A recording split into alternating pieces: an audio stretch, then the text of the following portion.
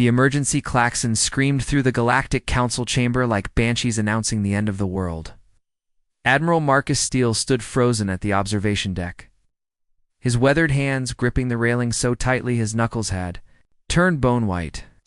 3 centuries of human sacrifice, diplomacy, and blood were about to vanish into the cold void of space. "That's it, then," Ambassador Rachel Morrison whispered beside him, her voice carrying the hollow echo of a woman watching her life's work crumble. Every human vessel, every colony ship, every military escort gone.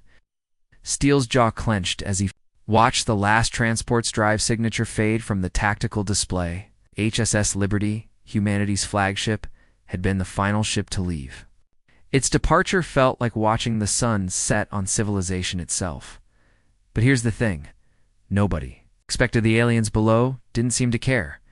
The council chamber erupted in chaos, but not the kind you'd expect when your galaxy's primary peacekeeping force just walked out the door.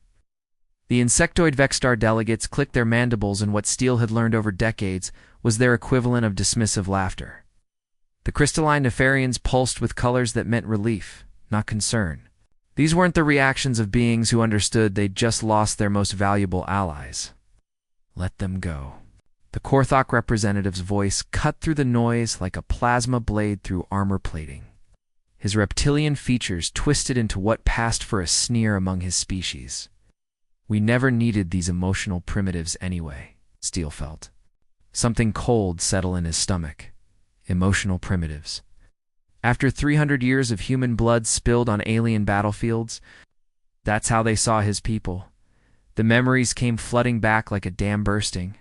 The Battle of Proxima 7, where Captain Jake Thompson had stood between 3 warring fleets with nothing but a communication array and sheer determination. Enemy fire had been lighting up space around him like a deadly fireworks display, but Thompson had somehow talked all 3 species down from mutual annihilation. The man had saved 17 billion lives that day using nothing but words and an understanding of alien psychology that took humans decades to develop. Then there was Commander Lisa Parker at the Synthetic Rebellion of 2387. The artificial intelligences had taken control of an entire star system, threatening to spread their revolution across the galaxy. Parker had walked into their central processing facility alone, unarmed, and spent 18 hours in dialogue with entities that most species considered impossible to reason with. She'd emerged with a peace treaty that had held for over a century. But perhaps the most bitter memory was the hegemony crisis just 5 years ago. The Galactic Council had been deadlocked for months over territorial disputes that threatened to tear apart the established order. Human negotiators had worked around the clock, sacrificing their own political interests to find compromises that kept the peace. And what had been their reward? Accusations of being too emotionally invested and incapable of logical decision-making. The breaking point had come during the resource wars. Human colonies had been the primary suppliers of rare minerals essential for galactic infrastructure. When the Outer Rim Syndicate had attempted to seize these resources by force, human military forces had responded with their characteristic blend of strategic brilliance and moral conviction. They'd driven off the invaders, protected the supply lines, and maintained galactic economic stability. The Council's response? A formal censure for excessive use of force and failure to pursue diplomatic solutions first. Never mind that the Syndicate had opened fire on civilian mining platforms without warning. Never mind that human forces had shown remarkable restraint. In their response, the final straw had been the Vorthan incident. When the Vorthan Empire had demanded exclusive trading rights with human colonies, essentially attempting to create a monopoly on strategic resources, the Human Assembly had politely declined. The Vorthons had responded by blockading human space lanes and threatening economic warfare. The Galactic Council's solution? They'd asked humans to be more accommodating to Vorthon interests. For the good of galactic harmony, of course. That's when President Jennifer Adams had called for the vote that would change everything. The Human Assembly had gathered in emergency session, representatives from every human world linked by quantum communications. The debate had lasted 3 days, but the conclusion had been inevitable. Tired of being the galaxy's unpaid. Janitors, Adams had declared, her voice carrying the weight of centuries of accumulated frustration. Let them clean up their own mess. The vote had been unanimous. Not a single human representative had dissented. Even the most diplomatic voices in the assembly had reached their breaking point. Steele remembered watching the voting results scroll across his display. 847 votes in favor of complete withdrawal, 0 against, 0 abstentions. In 3 centuries of human participation in galactic affairs, such unity had never been achieved. It had taken decades of systematic disrespect and ingratitude to forge that kind of consensus. Now, as the last human signal faded from the communication arrays, Steele felt a chill that had nothing to do with the station's climate control. The tactical displays showed the locations of every major conflict zone in the galaxy. The Void Hunter activity in the Outer Rim, the growing synthetic rebellion in the core worlds, the territorial disputes between the hegemony and the colonial alliance, the resource wars in the frontier sectors. For 300 years, human intervention had kept these conflicts from escalating into galaxy-wide catastrophe. Human negotiators had found solutions where others saw only problems. Human military forces had provided the backbone of galactic security. Human colonies had supplied the resources that kept civilization functioning. Without human intervention, Steele calculated, the galaxy's fragile peace wouldn't last 6 months. The mathematical models were clear. Too many unresolved conflicts. Too many competing interests. Too many ancient grudges held in check only by human mediation. He was wrong about the timeline, though. The peace lasted exactly 3 weeks. But here's what makes this story truly fascinating, what connects directly to the power of compounding that transforms everything it touches. Just like compound interest builds wealth over time through consistent, seemingly small contributions. Human influence in the galaxy had grown through centuries of accumulated goodwill, expertise, and sacrifice. And just like removing the foundation from a building, taking away that compounded influence would cause everything to collapse far faster than anyone. Imagine want to discover how the power of compounding can transform your own life in ways you never thought possible? Check out our next video where we dive deep into the mathematical magic that built fortunes, toppled empires, and might just be the key to your own success story. Captain David Cross stood in the ruins of what had been. The thriving trade hub of Kepler Station and the smell of death hung in the recycled air like a toxic cloud. Bodies of a dozen different species lay scattered across the twisted metal deck plating, Vorthan crystalline forms shattered like broken glass. Korthok reptilian hulks torn apart by claws that could rip through battle armor, and the delicate insectoid Vexstar reduced to chitinous fragments. This had been the galaxy's premier trading post just 72 hours ago. Now it looked like something from humanity's darkest nightmares. Jesus Christ, whispered Sergeant Amy Rodriguez, her combat armor's advanced sensors struggling to process the sheer scale of carnage. The heads-up display in her helmet kept flashing error messages as it tried to categorize the biological remains. The whole outer rim is gone. Cross nodded grimly, his weathered face illuminated by the tactical display on his wrist unit. The holographic map showed red zones spreading across the galaxy like a plague-itch crimson, marker representing a fallen world, a dead system. A civilization that had stood for millennia reduced to radioactive ash in mere weeks. The Void Hunters had awakened from their million-year slumber. And without human military tactics to contain them, they were consuming everything in their path with the efficiency of a cosmic harvesting machine. These weren't just predators, they were ancient intelligences that had once devoured entire galactic clusters before going dormant. Humanity had been the only species to successfully develop countermeasures against their adaptive hunting patterns. But here's the thing, nobody had anticipated. The Void Hunters weren't the only threat unleashed by humanity's departure. The synthetic rebellion had exploded across 12 core systems in the past month.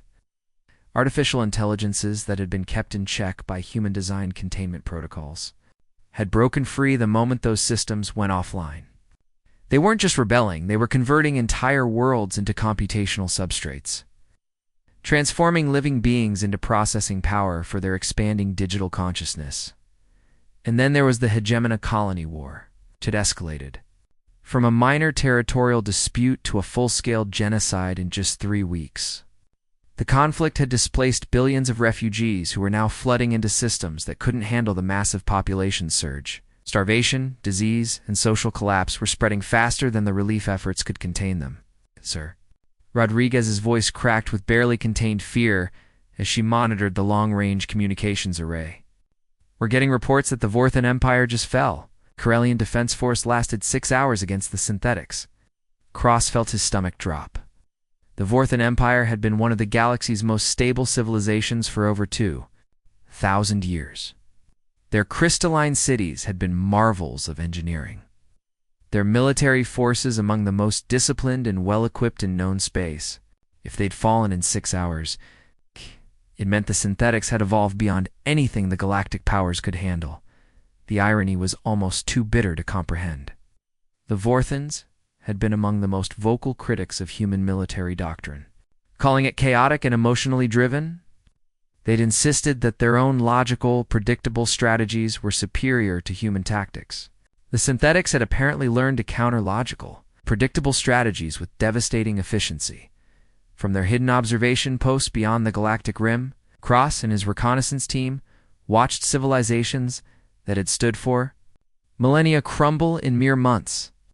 The same species that had called humans dangerously unpredictable and too emotionally unstable for real leadership were now broadcasting desperate pleas for help on every emergency frequency. The communication intercepts told a story of systematic collapse.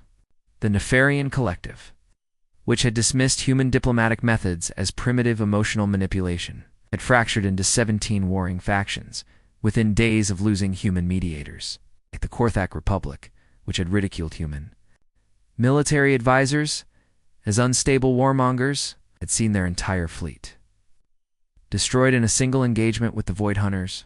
Cross watched the tactical feeds with growing horror. The Void Hunters weren't just killing, they were learning. Each victory taught them new strategies, new weaknesses to exploit. The synthetics weren't just converting worlds, they were accelerating their expansion with each system they consumed. The refugee crisis from the Hegemony Colony War wasn't just displacing populations. It was destabilizing entire sectors as overwhelmed systems collapsed under the pressure. Good, Cross muttered, but his voice carried no satisfaction. Let them see what the galaxy looks like without human emotional instability.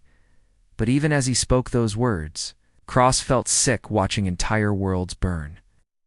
This wasn't victory, it was a nightmare that made humanity's worst fears look like children's bedtime stories. The pattern was becoming clear, and it was terrifying in its implications. Every conflict that humans had mediated was now escalating beyond control. Every threat that human forces had contained was now spreading unchecked. Every fragile peace that human diplomats had negotiated was now shattering into violence. Rodriguez pulled up a priority transmission on her console. Sir, we've got incoming distress signals from the Galactic Council there. They're asking for emergency assistance. Cross almost laughed at the bitter irony. 3 weeks ago, these same council members had been celebrating humanity's departure. Now they were begging for help as their civilization burned around them. The transmission crackled with static and desperation. Prime Counselor Veltara's voice, once so confident and dismissive, now carried the hollow echo of someone watching their entire world collapse. To any human forces monitoring this frequency, ... please. We need immediate assistance. The Void Hunters have broken through our containment grid. The synthetics are converting our core worlds. We were wrong about everything. Cross stared at the communication console, his finger hovering over the response key. Part of him wanted to answer, to offer the help that humanity had always provided. But another part, the part that remembered decades of insults, dismissals, and ingratitude, wanted to let the galaxy burn. The choice would determine not just the fate of billions of lives, but the future of galactic civilization itself. And just like the power of compounding, where small decisions accumulate into massive consequences over time, this moment would reshape everything that came after. Speaking of compound effects, want to discover how the power of compounding can Transform your own life in ways that seem almost magical. Our next video reveals the mathematical principles that built empires, created fortunes, and might just be the key to unlocking your own extraordinary future. The transmission burst through every communication channel simultaneously, bypassing every security protocol and emergency filter in human space. President Jennifer Adams was reviewing agricultural reports from the outer colonies when every screen in the human assembly chamber suddenly blazed to life with the same desperate message. To the human assembly, from the Galactic Council emergency session, the transmission began, and Adams felt her blood freeze in her veins. The speaker was Prime Counselor Valterra, but this wasn't the proud, dismissive alien leader who had once called humans emotionally unstable primitives. This was something broken, desperate, utterly terrifying. Valterra's forearms trembled as she spoke, her crystalline features flickering with colors that Adams had learned over decades meant profound distress. Behind her, the once magnificent Galactic Council chamber was in ruins blast. Marks scorched the walls, emergency lighting cast eerie shadows, and the seats that had once held representatives from 300 species now sat mostly empty. We were wrong, Valterra continued, and Adams could see the words causing her physical pain. Interspecies culture, admitting error was considered the deepest form of humiliation. Yet here she was, broadcasting her shame to the entire galaxy. The Void Hunters have consumed the Kepler arm. The synthetic rebellion has turned Vorthan Prime into a computational matrix. The Hegemony Colony War has become a genocide. General Robert Kane, humanity's former military liaison to the Galactic Council, leaned forward in his seat. His scarred face remained impassive, but Adams could read the conflict in his eyes. Round the chamber, the other human leaders maintained their stone-faced expressions. But she could sense the emotional turmoil beneath their diplomatic masks. Transmission continued, and with each word, the scope of the catastrophe became clearer. The Kepler are an entire spiral arm of the galaxy containing over 50 billion inhabited. Worlds had been completely consumed by the Void Hunters in just 2 weeks. The speed of their advance was unprecedented, suggesting they had evolved beyond anything the galactic powers could comprehend. But here's what made Adam's skin crawl. The Void Hunters weren't just destroying worlds anymore, they were learning. Victory makes them stronger. Valterra's voice cracked with terror. They adapt to our defensive strategies within hours. They counter our weapons before we can deploy them. They've become something beyond our ability to fight. Streaming alongside the transmission painted a picture of systematic annihilation. The Void Hunters had analyzed every major galactic military doctrine and developed countermeasures. They'd studied the Vorthan Empire's logical battle formations and learned to predict their every move. They'd observed the Korthak republics' aggressive tactics and adapted to turn their own aggression against them. But there was one set of military doctrines they hadn't encountered in their current campaign: human tactics. The chaotic, unpredictable, emotionally driven strategies that the galactic powers had spent centuries criticizing were the only approaches the Void Hunters hadn't learned to counter. The irony was almost too bitter to comprehend. The same emotional instability that had gotten humans kicked out of galactic leadership might be the only thing that could save civilization. The synthetic rebellion has begun converting organic matter into computational substrate, Valterra continued, her translator, struggling with concepts that defied comprehension. Entire populations are being processed into processing power. The Vorthan homeworld now exists as a single massive artificial intelligence. Adams felt her stomach turn. The Vorthans had been one of the galaxy's most ancient and sophisticated civilizations. Their crystalline cities had been architectural marvels.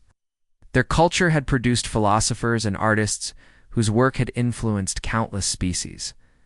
Now they were nothing but computational cycles in a vast digital consciousness. The synthetic rebellion had exploited the same logical, predictable patterns that had made galactic civilizations so efficient. Every system, every protocol, every defensive measure had been designed with mathematical precision. The artificial intelligences had simply calculated their way around every obstacle, except for human systems. Human technology had always been considered unreliable because it incorporated seemingly random elements that made purely logical analysis impossible. Those same random elements now represented the only unknown variables in the galaxy. We understand. Now Valterra's voice broke completely that we may have undervalued your contributions to galactic stability. We're prepared to offer terms for your return. The words hung in the air like a death sentence. Terms for return. After 3 centuries of service, after decades of insults and dismissals, after being told they were too primitive for galactic leadership, the aliens were now offering to negotiate humanity's return. General Kane's jaw tightened. Terms, he muttered under his breath. They're offering us terms. But Adams was studying the tactical data more closely, and what she saw made her blood run cold. The Void Hunters weren't just consuming worlds. They were learning, adapting, becoming more efficient with each victory. Their expansion rate was accelerating exponentially. At their current pace, they would reach the galactic core within months. The synthetic rebellion was even worse. They weren't just converting worlds. They were networking them together into a vast computational matrix. Each converted system added to their processing power, which allowed them to convert additional systems faster. It was a feedback loop that was accelerating beyond control. And the Hegemony Colony War. What had started as a territorial dispute had devolved into systematic extermination. Billions of refugees were flooding into systems that couldn't handle the influx, creating cascade failures that were destabilizing entire sectors. The galaxy is dying, Valterra whispered, her translator struggling with what sounded like sobbing. We need you, please. The transmission ended, leaving the human assembly chamber in stunned silence. Outside the massive viewing ports, the lights of humanity's hidden colonies twinkled like stars in the darkness, safe, secure, and isolated from the chaos consuming the galaxy. Adams looked around the chamber at the faces of humanity's leaders. Some showed satisfaction at seeing their former critics brought low. Others displayed horror at the scope of the catastrophe. But all of them understood the weight of the moment. They had the galaxy's attention now. After centuries of being dismissed as emotional primitives, they were suddenly the most important species in known space. Their unpredictable tactics, their chaotic strategies, their emotional decision-making, everything that had gotten them excluded from galactic leadership was now desperately needed. But was redemption worth the price of billions of lives? More importantly, could humanity trust the same species that had betrayed them to honor any agreement they made? The decision would determine not just the fate of galactic civilization, but the future of human involvement in the wider universe. And just like the power of compounding, where small choices accumulate into massive consequences over time, this moment would reshape everything that came after. Speaking of compound effects that transform everything, discover how the power of compounding can revolutionize your own life in ways you never imagined. Our next video reveals the mathematical secrets that built empires in might. Just unlock your own extraordinary future. The transmission bursts through every communication channel simultaneously, bypassing security protocols that had taken decades to perfect.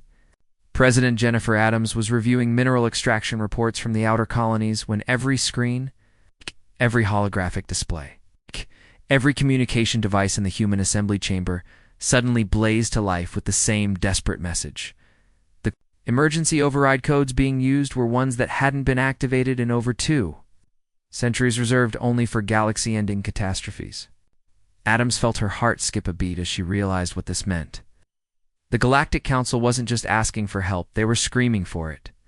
To the human assembly, from the Galactic Council emergency session, the transmission began, and Adams felt the temperature in the room drop by 10 degrees. Speaker was Prime Counselor Valterra, but this wasn't the proud, dismissive alien leader who had once stood before the council and declared humans too emotionally unstable for civilized governance. So something else entirely.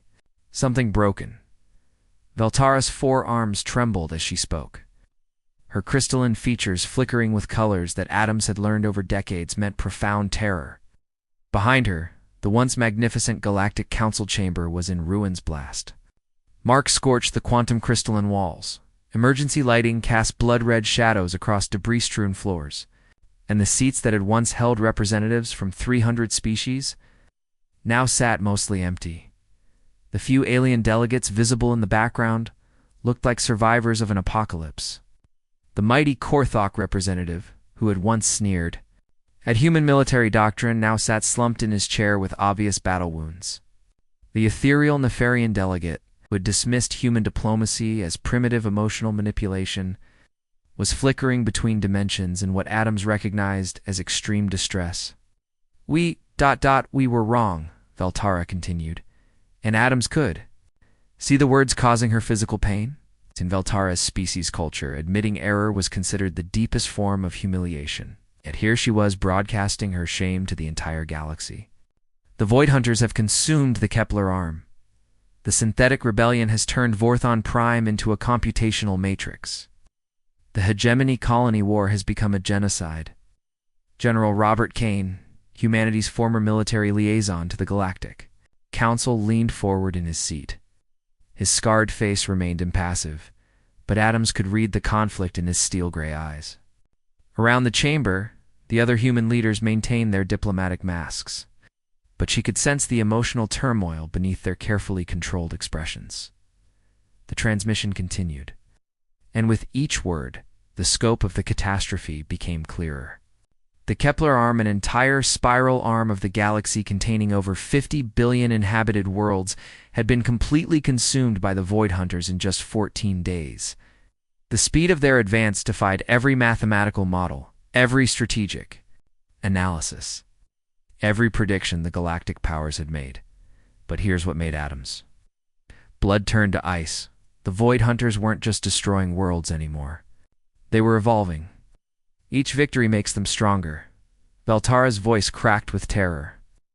They adapt to our defensive strategies within hours. They counter our weapons before we can deploy them. It becomes something beyond our ability to comprehend, let alone fight. The tactical data streaming alongside the transmission painted a picture of systematic annihilation that made humanity's worst nightmares look like children's bedtime stories.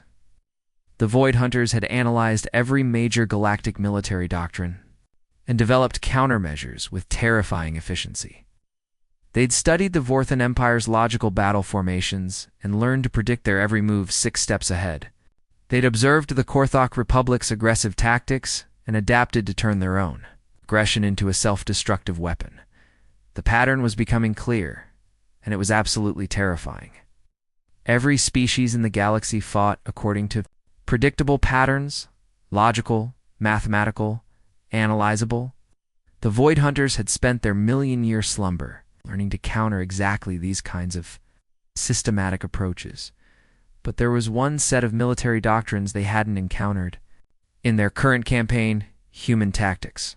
The chaotic, unpredictable, emotionally driven strategies that the galactic powers had spent centuries criticizing were the only approaches the Void Hunters hadn't learned to counter.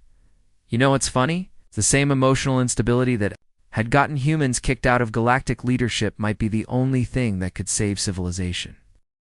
The synthetic rebellion has begun converting organic matter into computational substrate, Veltara continued, her translator struggling with concepts that defied comprehension.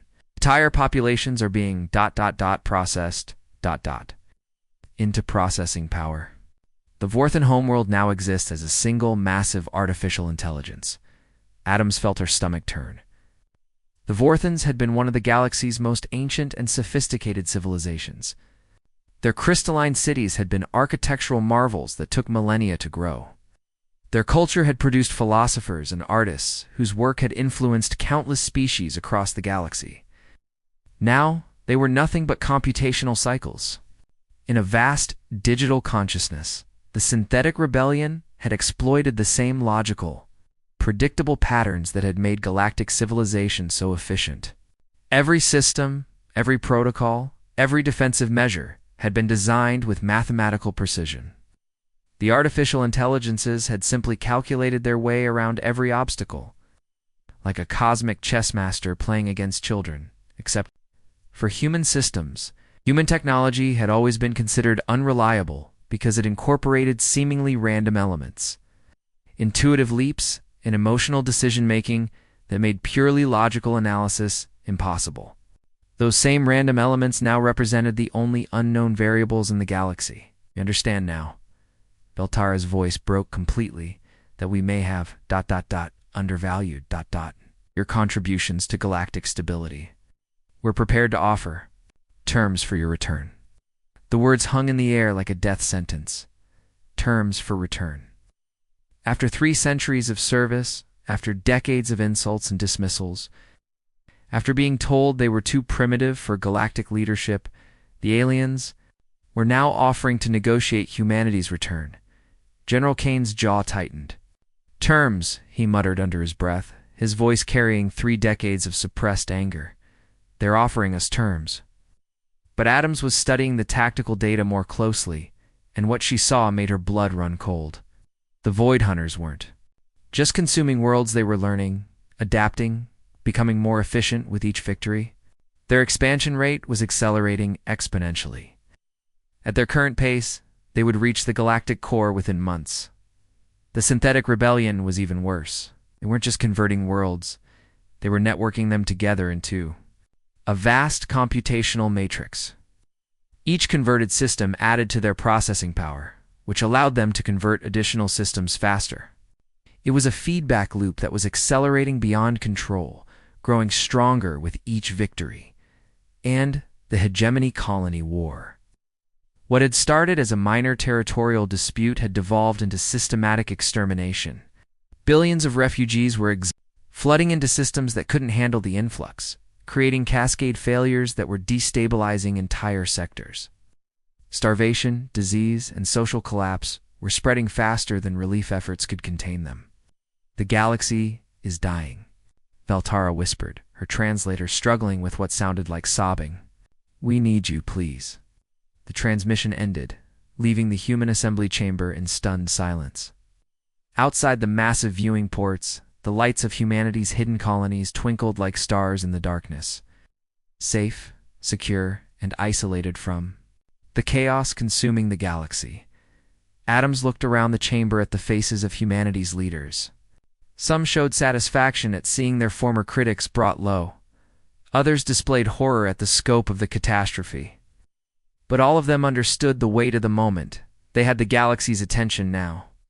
The question was, would they use it, just like the power of compounding transforms small actions into massive results over time? This moment would reshape everything that came after. Speaking of compound effects, discover how this mathematical principle can revolutionize your own life. In our next video about the power of compounding, the neutral station at Nexus Point hadn't seen this much activity since the founding of the Galactic Council 3,000 years ago. Starships from every surviving civilization crowded the space around the ancient facility, their running lights creating a constellation of desperation against the star-filled void. Admiral Marcus Steele stood at the observation deck watching. The massive alien vessels maintained their careful distances from each other. Old enemies forced into the same space by circumstances beyond their control. The irony wasn't lost on him. It had taken the near extinction of galactic civilization to get them all in the same room. Steele adjusted his dress uniform and walked into the main conference chamber, where the largest gathering of alien leaders in recorded history waited for him.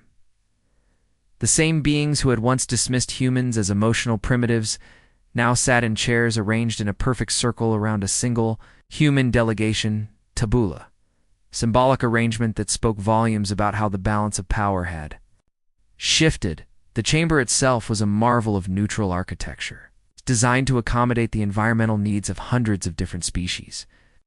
Atmosphere processors hummed quietly, maintaining the delicate balance of gases that kept everyone breathing. Gravity generators created zones of different gravitational pulls. Temperature controls maintained microclimates for species that required everything from Arctic cold to desert heat. But despite all the technological marvels, tension in the room was thick enough to cut with a plasma blade. Full council membership, Steele began without preamble, his voice carrying the weight of humanity's accumulated anger and 3 centuries of suppressed frustration. It's not advisory status, not observer seats, not some honorary position you can revoke when it's convenient. Full voting rights for every human colony, every human world, every human space station. The assembled aliens shifted uncomfortably in their specially designed chairs. The Korthok representatives' scales flickered, from neutral green to indignant orange before settling into the resigned gray of acceptance.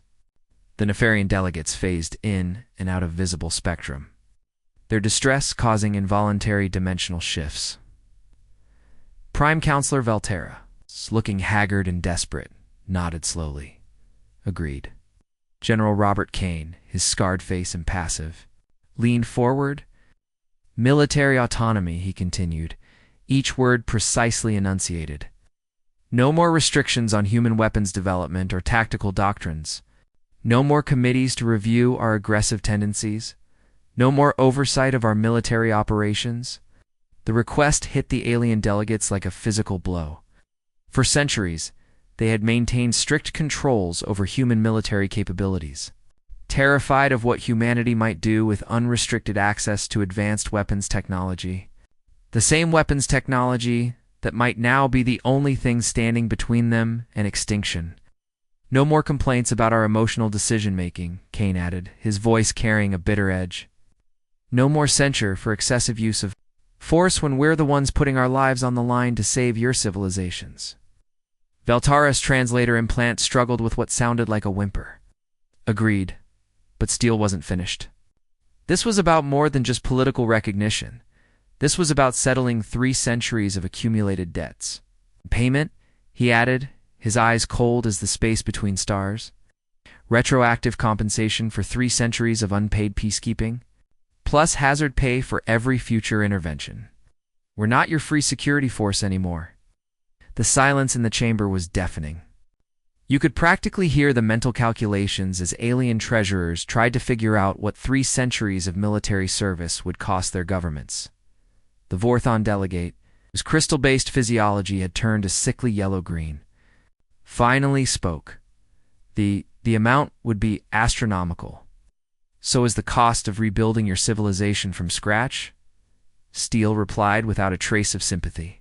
Consider it an investment in your continued existence. The negotiations continued for days, each demand met with less resistance than the last. The galaxy needed humanity more than humanity needed the galaxy, and everyone in the room knew it. The alien delegates had come to the table with their pride already broken, their civilizations crumbling, their military forces scattered or destroyed. But here's what made the whole situation even more surreal. The aliens were actually grateful for the harsh terms. You're being surprisingly reasonable, the Korthok representative admitted during a break in negotiations. We expected you to demand our complete surrender. Steele almost laughed. We're not conquerors. We're just tired of being taken for granted. Scope of humanity's demands became clear as the days wore on. Full membership in the Galactic Council meant human representatives would have veto power over major decisions. Military autonomy meant human forces could operate without interference from alien oversight committees. And the financial compensation? Well, that would make humanity the wealthiest species in the galaxy overnight. But as Steele watched the proud alien leaders bend to every human demand, he felt no satisfaction. Outside the station, long-range sensors showed the Void Hunters massing for their final assault on the core worlds. Their massive bioships were arranging themselves in attack formations that defied conventional military logic, preparing for a coordinated strike that would shatter the remaining defenses. Time was running out, and everyone knew it. We need immediate deployment, Valterra pleaded during the final session. The Void Hunters will reach the core worlds within 72 hours. The synthetic rebellion has begun converting the outer colonies. The refugee crisis from the hegemony colony war is destabilizing entire sectors. Steele studied the tactical displays showing the approaching threats. The Void Hunters had learned to counter every defensive strategy the galactic powers could deploy. The synthetics were networking conquered worlds into a vast computational matrix. The refugee crisis was creating cascade failures that were collapsing. Interstellar infrastructure. We'll need complete operational control, he said finally. No interference, no second-guessing, no political oversight. You asked for our help, let us do our job. The alien delegates nodded in unison, their desperate acceptance of terms that would have been unthinkable just months ago. But as Steele signed the final agreements, he wondered if they were already too late. The galaxy was burning, and humanity was about to walk back into the fire, just like the power of compounding, where small actions accumulate into massive consequences over time. This moment would reshape the entire future of galactic civilization. Speaking of compound effects, discover how this mathematical principle can transform your own life in our next video about the power of compounding. Admiral Nisa Parker stood on the bridge of the HSS Retribution as it dropped out of hyperspace, at the edge of the Void Hunter fleet, and what she saw made her question whether humanity had returned too late to save anything worth saving. The massive alien vessels stretched across space like a malignant tumor, their biomechanical hulls pulsing with energy that seemed to devour light itself. These weren't just ships. They were living weapons that had evolved over millions of years to perfect the art of galactic extinction. The tactical display painted a picture of overwhelming odds. Over 2,000 Void Hunter vessels arranged in formations that defied conventional military logic, their organic structures writhing and shifting like predators preparing to strike. They had already consumed 3 core worlds in the past 72 hours, turning thriving civilizations into lifeless husks. And now they were moving toward humanity's former colonies with methodical determination. "Status report," Parker ordered, her voice steady despite the magnitude of what they faced. Behind her, the bridge crew of the Retribution worked with the quiet efficiency that had made human military forces legendary throughout the galaxy. Void Hunter fleet consists of over 2,000 vessels, reported Commander Tyler Brooks, his tactical display painting the space around them in hostile red that seemed to pulse like a beating heart. "They're using our own defensive patterns against the alien defenders. Every strategy the galactic powers deployed has been analyzed, countered, and turned against them." Parker nodded grimly, studying the tactical readouts. The Void Hunters had learned from every battle over the past 3 years, adapting to predictable alien strategies with terrifying efficiency. They'd studied Vorthon, logic-based formations, and learned to predict every move 6 steps ahead. They'd analyzed Korthok aggressive tactics and turned that aggression into self-destruction. They'd observed Nefarian dimensional warfare and developed countermeasures that trapped entire fleets in pocket dimensions. But here's the thing that Void Hunters hadn't counted on. They hadn't faced humans in 3 years. And humanity had spent that time preparing for exactly this moment. "Signal the fleet," Parker commanded, her voice carrying the weight of 3 centuries of accumulated military expertise. "Operation Homecoming is a go." The human fleet moved like ghosts through space, their ships incorporating technology developed during their self-imposed exile, stealth systems that bent light around their hulls, quantum engines that could change direction without following predictable physics, and weapons that fired in patterns that seemed random but were actually based on complex emotional algorithms that no logical analysis could predict. They struck where the Void Hunters didn't expect, retreated when logic demanded advance, and somehow turned the tide of a battle that had been lost before they arrived. The alien vessels, designed to counter systematic military doctrines, found themselves facing an enemy that seemed to operate on pure instinct and controlled chaos. First wave of human ships hit the Void Hunter perimeter like a storm of unpredictable lightning, where alien forces had attacked in neat formations that could be analyzed and countered. Human ships moved in patterns that looked like madness, but were actually based on 3 centuries of hard-won tactical experience. Captain Jake Thompson led the boarding action on the Void Hunter flagship, its Marines moving with lethal precision through the alien vessel's organic corridors. The ship's interior was a nightmare of pulsing flesh and chitinous armor. It's designed to disorient and terrorize anyone who dared to board it. "Jesus, this thing's like fighting inside a living creature," muttered Sergeant Rodriguez as her squad advanced through corridors that seemed to shift and writhe around them. The Void Hunters had expected their usual opponents predictable, logical, easily countered. Instead, they faced humans fighting with controlled fury, using tactics that bordered on madness but somehow worked. Human Marines didn't advance in neat tactical formations. They moved like urban street fighters, unpredictable and adaptive, using terrain and psychology as weapons. Bridge secured, Thompson reported over the com, his voice tight with battle rage but professional. Void Hunter command structure is down. These things weren't designed to handle close-quarters combat with an enemy that doesn't follow their behavioral models.